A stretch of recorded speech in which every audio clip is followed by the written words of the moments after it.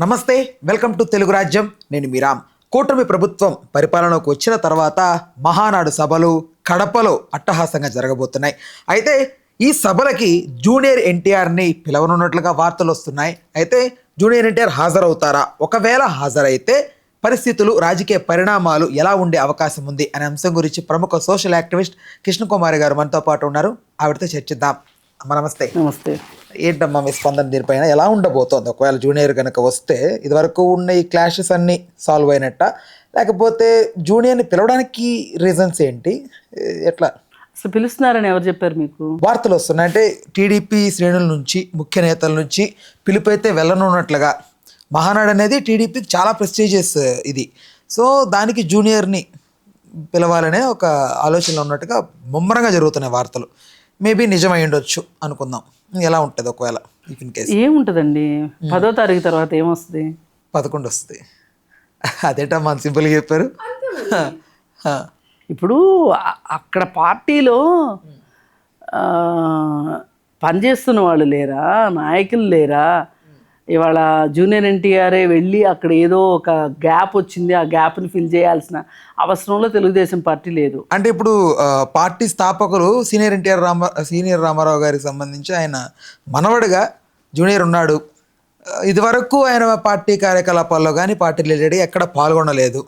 గతంలో ఒకసారి పాల్గొన్నాడు, తర్వాత సైలెంట్ అయిపోయాడు. మళ్ళీ రావడం అనేది స్పెషల్ ఎంట్రీ కింద తీసుకుంటారు కదా. అసలు ఇప్పుడు అతను ఏం చెప్తున్నాడు, అసలు నాకు ప్రస్తుతం రాజకీయాలు ఇంట్రెస్ట్ లేదు, నాకు సినిమా కెరీర్ చాలా బాగుంది, నేను ప్రస్తుతం రాజకీయాల గురించి ఆలోచించట్లేదు అని చెప్పి జూనియర్ ఎన్టీఆర్ ఎన్నో సందర్భాల్లో చెప్పున్నాడు. చెప్పుంటే అది చెప్పున్నాడు అంటే ఏంటి? దీన్ని బట్టి అర్థం ఏంటి? అతను ప్రస్తుతం ఎంట్రీ ఇవ్వదలుచుకోలే. ఎంట్రీ ఇవ్వదలుచుకున్నవాడు అయ్యుంటే కనుక అతని పోకడలు వేరేగా ఉంటాయి. అతను ఆ పోకడలు లేవు అని మనకు ఎందుకు అనిపిస్తుంది అంటే, 1కి 10 సార్లు రెండు విషయాలు ఏంటి? ఎన్టీఆర్ పేరు హెల్త్ యూనివర్సిటీకి తీసేసి వైఎస్ఆర్ పేరు పెట్టినప్పుడు అతను స్పందించిన విధానం, భువనేశ్వర్ గారిని అసెంబ్లీ సాక్షిగా తనకి అనుంగు శిష్యులు అలా మాట్లాడే ధైర్యం చేయటము, వాళ్ళు ఆ ధైర్యం చేసిన తర్వాత కూడా ఈయనేమి మాట్లాడకపోవటము అనేది, వాళ్ళు అలా మాట్లాడటం వెనకమాల జూనియర్ ఎన్టీఆర్ ఉన్నాడా అనే ఒక ఉద్దేశం ప్రపంచం అనుకుంటున్నది. ఒకటి సరే, జూనియర్ ఎన్టీఆర్ ప్రమేయం లేదు మాట్లాడడం వెనక. అయినప్పుడు ఇది జరిగిన తర్వాత అతని స్పందన ఎలా ఉండాలి? అంటే ఖండించే విషయంలో ఎలా ఉండాలి? పైగా ఎవరైతే ఇద్దరు ఎక్కువగా మాట్లాడారో, వల్లభనేని వంశీ మరీ ఎక్కువగా మాట్లాడాడు.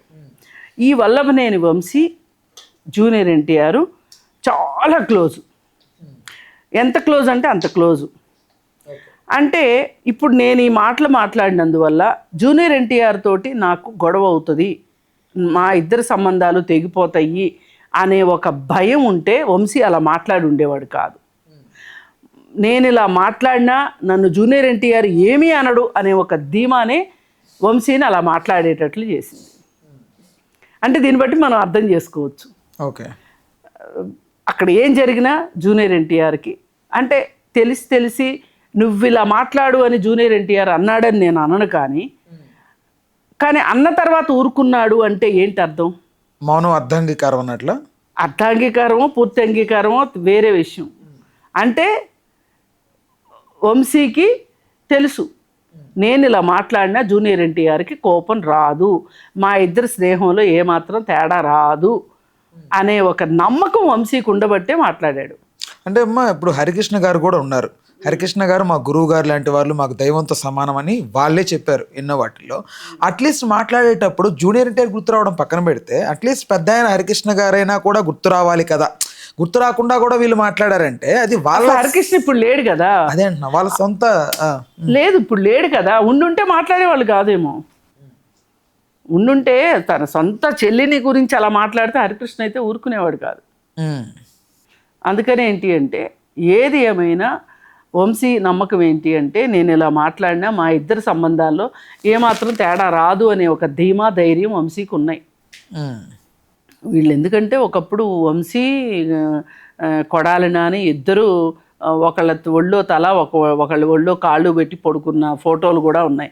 అంటే ఈ ముగ్గురు ఎంత సన్నిహితులో జూనియర్ ఎన్టీఆర్కి కాలు కింద పెట్టకుండా చూసుకునే అంత స్నేహము, అంత ఇష్టము, అంత సాన్నిహిత్యం ఉన్నాయి అనేది అందరికీ తెలుసు. అంటే మరి అలాంటప్పుడు మరి సొంత మేనత్త కదా, మేనత్తను అలా మాట్లాడితే ఎలా సహించగలిగాడు జూనియర్ ఎన్టీఆర్? ఆ మాత్రం భయభక్తులు లేవా వంశీకి? ఇట్లాంటివన్నీ చూసిన తర్వాత అతనికి పెద్ద రాజకీయాల్లో తెలుగుదేశంలో నేను చక్రం తిప్పాలని కానీ, లేదు తెలుగుదేశంలో నా పాత్ర నేను పోషించాలని కానీ జూనియర్ ఎన్టీఆర్కి లేదు అనేది క్లియర్ కట్గా అర్థమవుతుంది. అర్థమవుతున్నప్పుడు ఇంకెందుకు అతను అంటే ఇప్పుడు జూనియర్ మాట్లాడాడు, అలా అభిప్రాయపడుతున్నాడు కాబట్టి రావడానికి కన్ఫర్మ్ చేస్తున్నాం. గతంలో మనం చిరంజీవి గారిని, పవన్ కళ్యాణ్ గారిని వీళ్ళు ఎగ్జాంపుల్గా తీసుకుంటే, మేము ఒకసారి పార్టీలోకి వెళ్ళాం, పార్టీలు పెట్టాం, ఇంకా సినిమా ఫీల్డ్కి రామ్ అని చిరంజీవి గారు నెవర్ అని మాట్లాడారు ఆయన. బట్ మళ్ళీ పొలిటికల్గా రానప్పటికీ సినిమాలోకి వచ్చారు. సో ఇలాగే ఏమన్నా కొంచెం అంటే అక్కడ విషయం ఏంటి అంటే, అక్కడ చాలినంతమంది నాయకులు ఉన్నారు. అక్కడే వాళ్ళకే పదవులు అందరికీ సరిపడా పదవులు లేక వస్తున్నారు. బస్సు ఫుల్ అయ్యి ఉంది. ఇంకెందుకు ఈయన వెళ్ళి ఎక్స్ట్రా లగేజ్ అవటం తప్పితే అక్కడ ఏమీ లేదు. అందుకని ఈయన వెళ్ళడం ఫస్ట్. వాళ్ళు పిలుస్తారా లేదా అనేది నేను చెప్పలేను, కానీ వాళ్ళు పిలిచినా ఈయన వెళ్ళడు. అంతవరకు అయితే అంటే ఇతను క్లారిటీగా చెప్తున్నాడు క్లియర్గా. ఇతని ఆలోచన విధానం ఏంటో అతని నోటితో చెప్పకపోయినా కొన్నేమో నోటితో చెప్తున్నాడు, కొన్ని అతని ప్రవర్తన బట్టి తెలిసిపోతుంది. దాన్ని బట్టి అసలు అతని గురించి అతనే మహానాడుకి రావాల్సిందే, ఏమైనా సరే వచ్చి అక్కడ మొత్తం పచ్చదనాన్ని ఇంకాస్త పచ్చదనం చేయాల్సినంత అవసరంలో తెలుగుదేశం పార్టీ లేదు, చేయాల్సిన ఉద్దేశంలో ఇతను లేడు. అంటే పార్టీకి అవసరం లేదంటారా? అవసరం లేదు. ఇప్పుడు అవసరము అంటే అవసరం ఉందని మీరు ఎలా అనుకుంటున్నారు? అంటే ఇప్పుడు రైట్, ఇప్పుడు రేపు అతని అవసరం ఏ ఏరియాలో అవసరం ఉందని మీరు నమ్ముతున్నారు? చంద్రబాబు నాయుడు గారు రిటైర్మెంట్ తీసుకున్నారు అనుకోండి, పొలిటికల్ రిటైర్మెంట్ తర్వాత నారా లోకేష్కి అంత స్టామినా ఉంది అని అనుకుంటున్నారు. ఐ మీన్ పార్టీని అంత బలోపేతంగా నడిపించగలడు ముందుకి అని. ఎందుకంటే సీనియర్స్ వర్సెస్ జూనియర్ అనేది నడుస్తుంది పార్టీలో, Nara Lokesh versus senior leaders అనేది నడుస్తుంది.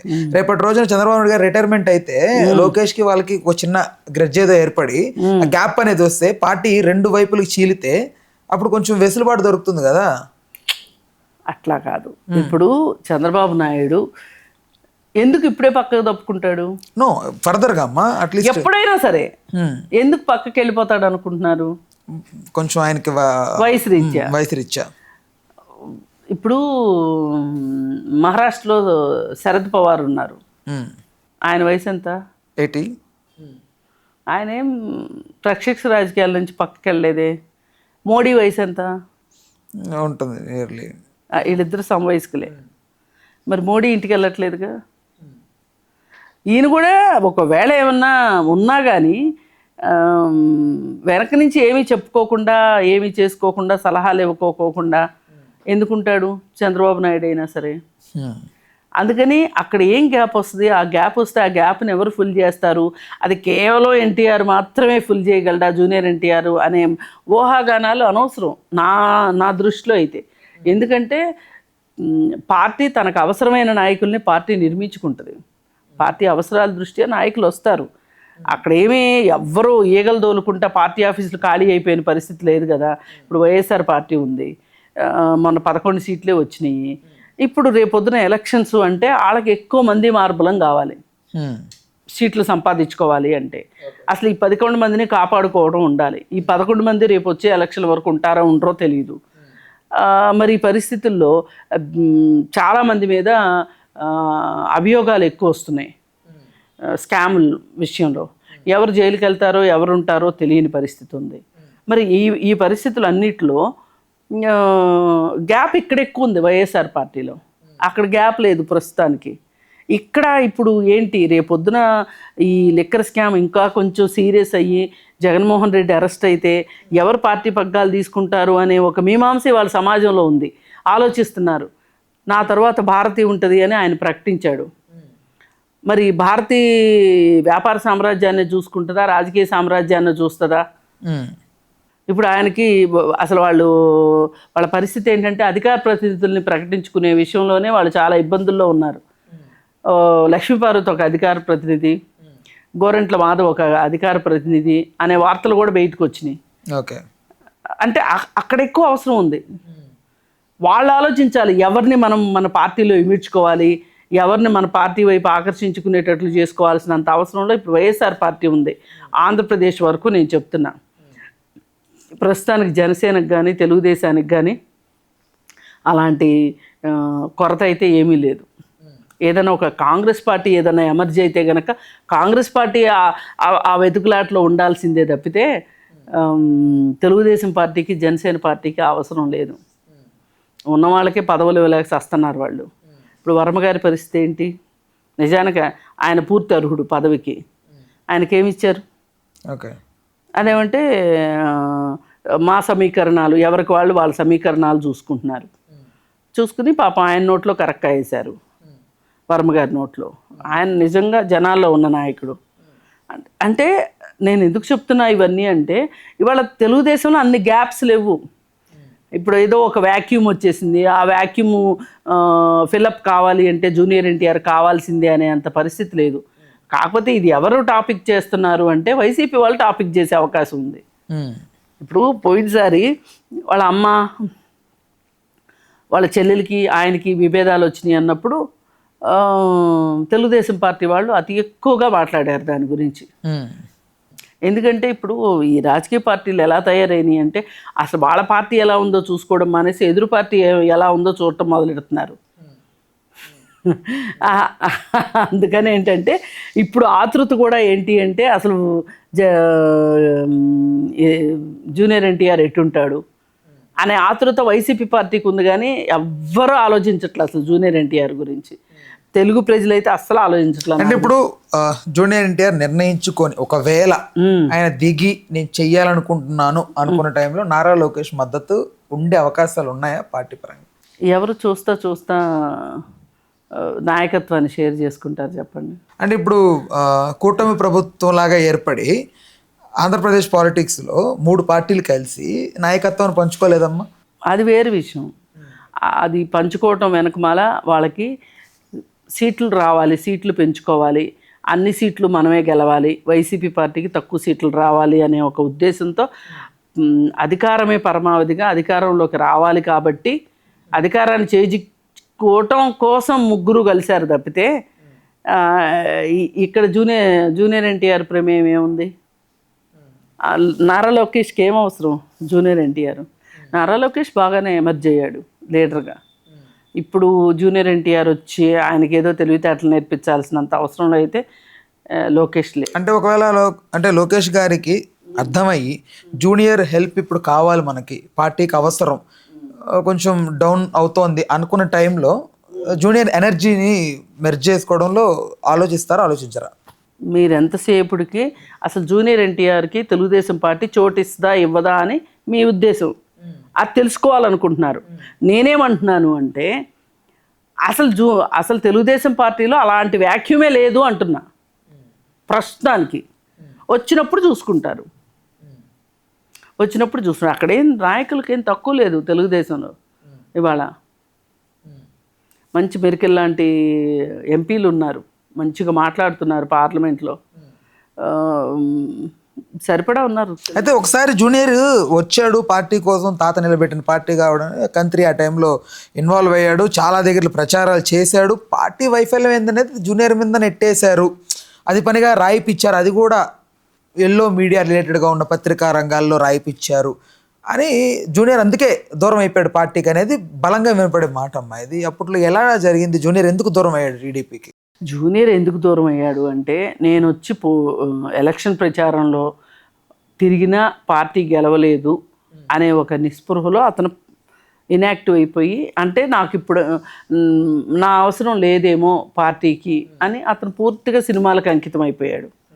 అది ఒకళ్ళు రాయించారు, ఒకళ్ళు రాయలేదు అని కాదు, నిజంగా కూడా జరిగింది అదే. మరి ఎందుకు అంత జనాకర్షణ లేదా జూనియర్ ఎన్టీఆర్కి అంటే ఉంది, అంత వాగ్దాట్ లేదా అంటే ఉంది.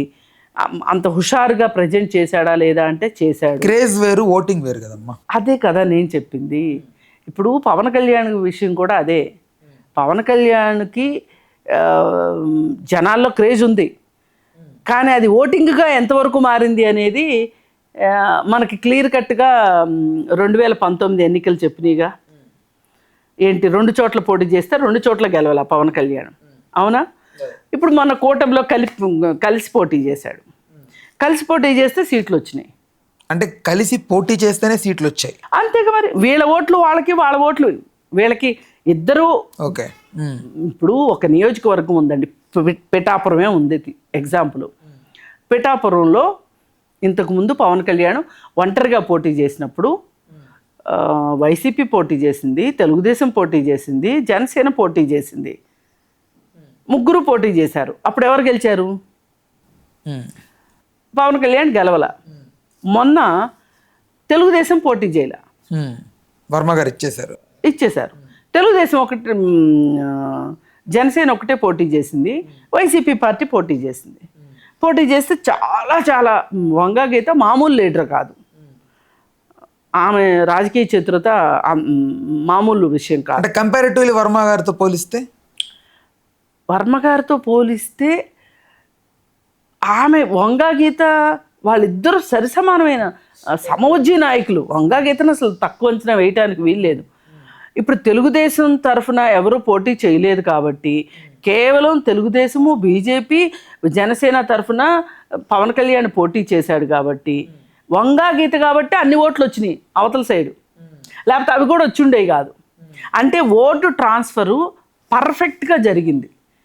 జనసేనకు ఉన్న కొద్దిపాటి ఓట్లు తెలుగుదేశానికి పడ్డాయి. తెలుగుదేశానికి ఎక్కువ ఓట్లు ఉన్న చోట కూడా జనసేనకు అదే మాదిరిగా ట్రాన్స్ఫర్ అయింది. ఇప్పుడు మనం ఓటింగ్ శాతం చూస్తాం.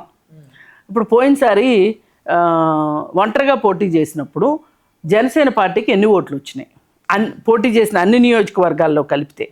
అంటే వాళ్ళ ఓటింగ్ పర్సంటేజ్ అంతనే కదా అర్థం. అంటే ఈ 5 ఏళ్లలో గ్రాఫ్ పెరిగి ఉంటుంది కదమ్మా, జనసేన మీద నమ్మకం వచ్చి ఉంటుంది కదా. ఎంత పెరిగినా మీరు తలకిందులుగా తపస్సు చేసినా, మీరు ఒంటరిగా పోటీ చేస్తే నీ సీట్లు వచ్చేవి కాదు. ఇది నిర్వివాదాంశం. ఇందులో మీకు రెండో మాట లేదు.